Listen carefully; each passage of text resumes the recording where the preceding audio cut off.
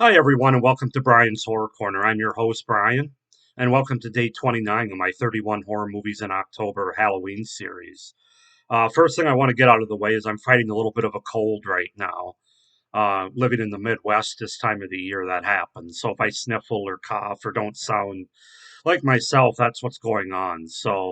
But today we're going to take a look at a first time watch for me, a made for TV movie actually from 1981, and that is Dark Night of the Scarecrow. So yeah, that's a great image right there. So let's just go ahead and get into it to set up the premise, the cast, and then I'll get into my thoughts and review, which will be spoiler free.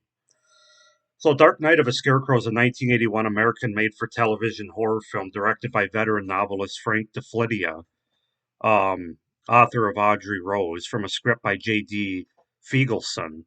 So basically, the premise is in a small southern town, four vigilantes wrongfully execute a mentally challenged man. But after the court sets them free, mysterious accidents begin to kill them off one by one. Sounds intriguing.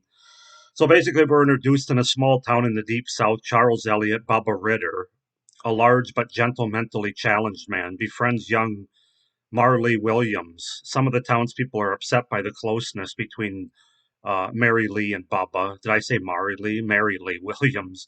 Some people are upset between the closeness of Ritter and Mary Lee, and or Bubba and Mary Lee. Um, and the brooding, mean spirited postman Otis Hazelrig is the worst. When Mary Lee is mauled by a vicious dog and lies unconscious at a doctor's office, Otis promptly assumes that Bubba has murdered her, even though Bubba saved her life. Otis and three friends form uh, form a lynch mob. Bubba's mother disguises him as a scarecrow and posts him in a nearby field to wait for the drama to cease. The bloodhounds sniff Bubba out, and all four vigilantes empty multiple rounds from their guns, killing him. Afterwards, they discover that Mary Lee, in fact, is alive thanks to Bubba, whom they have just murdered. Acting fast, Otis places a pitchfork in Bubba's lifeless hands to make it appear as if he were attacking them with a weapon. The vigilantes are subsequently released because of lack of evidence against them and blatant perjury by Otis when the murder is brought to court. Mary Lee, who has recovered from the attack, sneaks out of her room at night and goes over to the Ritter house looking for Bubba. Mrs. Ritter cannot bring herself to tell Mary Lee the truth and instead tells her that Bubba has gone away where no one can hurt him. Mary Lee runs out of the house to look for Bubba, and Mrs. Ritter goes after her. She finds Mary Lee sitting under the stake where Bubba had been killed, singing a favorite song of hers and Bubba's, and then she calmly tells Miss Ritter that Bubba's not gone, only hiding. Moved by the little girl's words, Mrs. Ritter seems to regain some peace. So that's sort of the setup and the premise of the movie, and then it goes on from there. Mysterious things starts happening, as it was mentioned earlier.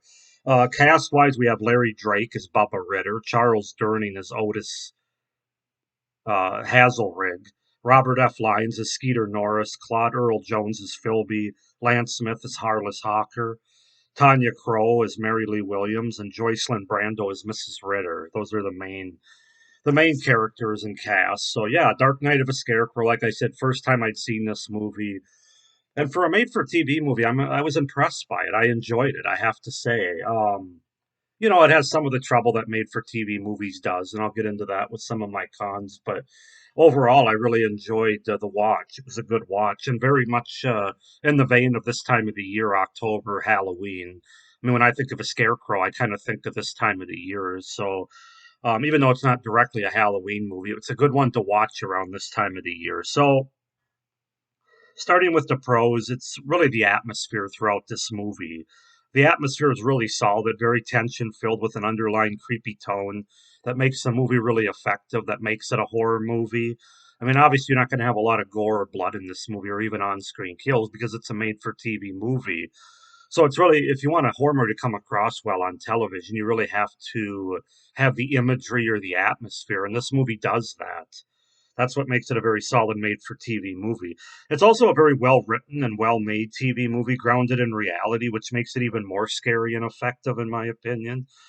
The elements are actually there where this could have been a theatrical release. I think they have a strong enough story and it was written well enough where, with a higher budget, more of a Hollywood theatrical release. I think they could have made this a 90-minute theatrical movie. So that speaks a lot to the writing and the story of it.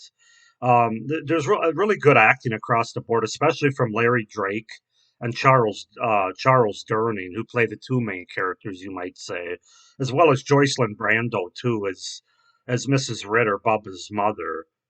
They just do a really good job. You really believe them. They keep it grounded in reality. It feels like real characters and with good dialogue as well. Um, I really enjoyed the ending of the movie. They did a good job throughout the movie where the viewer's questioning what's happening, who's responsible. Is it a slasher? Is it a supernatural element? What exactly is going on? And then we get our ending, which is very well revealed, but not until like the last minute of the movie. Um, so they did a really good job with that. The characters are really well defined.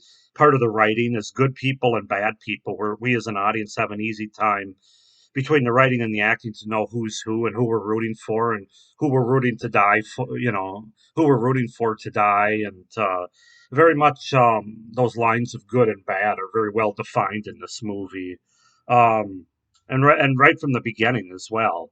As I mentioned, it has a great Halloween fall type of movie with those Midwest vibes and images like farm equipment, fields, scarecrows. It's a great October watch, and definitely was a good movie for me to include with my 31 series here. I also really like the look of the scarecrow, though we don't see him a lot through most of the movie. When we do see him, it looks really creepy and effective and somewhat grounded in reality. There's nothing CGI about it. This looks like a real what a real scarecrow looked like back in the early 80s, I'm sure, but it's just very effective. So the look of him was really good and really creepy when we do see him, which unfortunately isn't that often, which gets me into the few cons that I have with this movie. It is very much a made for TV movie, unfortunately, so that means the budget is low and it really doesn't look all that good. There's nothing remarkable about the cinematography or the look of the movie. It looks like a made for TV movie, kind of cheap. They have some bad fading and editing throughout the movie. Nothing remarkable about the look of it, really. Um, I wish we could have seen more of the Scarecrow. I think again, I know why they did it the way they did because they wanted more of a mystery element to go along with the creepy atmosphere, and that works for the most part. But it would have been nice to see at least a few more scenes with the Scarecrow, whether it was stalking these men or just like images of them, because it really is effective and creepy. It's definitely the scariest part of the movie, in my opinion, when we actually see him. Um, so the movie's a little less scary though because we don't see him that much, but still a good mystery with creepy atmosphere. It's just I think it could have been even scarier. It's a it's the movie is a slow burn kind of horror movie that drags a bit in certain places, particularly after like the initial first 15 20 minutes. There's like 15 or 20 minutes beyond that before mysterious things start to happen that does drag a little bit with an over the top court scene and stuff. And then obviously there's no gore, blood, or on-screen kills really being in a TV movie. You should really go into it not expecting to see any, which I know could be somewhat of a turnoff for some people. But overall, for what it is, guys, I think this is a really good fall Halloween kind of watch, and I'm glad that I have it on DVD. I think I got this for like $5 or something through eBay. Yeah, it says the perfect disc for Halloween. Highly recommended from the Chicago Tribune. Vincent Price, marvelous. I was terrified. I don't know if I'd say I was terrified. I think Vincent Price might have been nice there, but certainly the atmosphere that they go for in this movie is not lost on me. And the ending, I was really enjoyable. And I'm sure at the time a bit more shocking than it probably is today. This DVD also has some special features that it comes with: director and writer commentary, CBS Network world premiere, behind the kind of your typical special features. Nothing too out there, but yeah, this is a good watch, guys. I would recommend this movie for what it is. Again, you have to go into it knowing that it's a made-for-TV movie and it's not going to be a gore fest. But for what it is, I'm going to give this movie an 8 out of 10. I think that it's effective for what it's going for. I think it's effective for what it is. Would have liked to have seen a little bit more Scarecrow, like I said. Even for a made for TV movie, I think they could have done that. The other things are just more related to being a made-for-TV movie. But I think there's a strong enough story there where, as I said, this could have been a theatrical movie. But it is what it is. 8 out of 10 for me. Not perfect, but very fun to watch this time of the year. Kind of a revenge movie in a certain way. And I thought the writing, the story, and the acting were good. So 8 out of 10. Go ahead and comment down below, guys, if you've seen this movie, what you think of it, pros and cons. If you haven't seen this movie, I would recommend that you watch it, especially this time of the year, September, October, November, around Halloween. Please like this video, hit the little notification bell below so you don't miss any of my upcoming videos, and subscribe to my channel so you don't miss any of my overall horror content. I still have a couple days of my October series to come yet, as well as a certain anthology series, classic TV, I'll be taking a look at in November. So, and of course, other horror, standalone horror movie reviews as well. So stay tuned for that. So, but thank you for watching this video. Have a great day. Stay scared. Bye.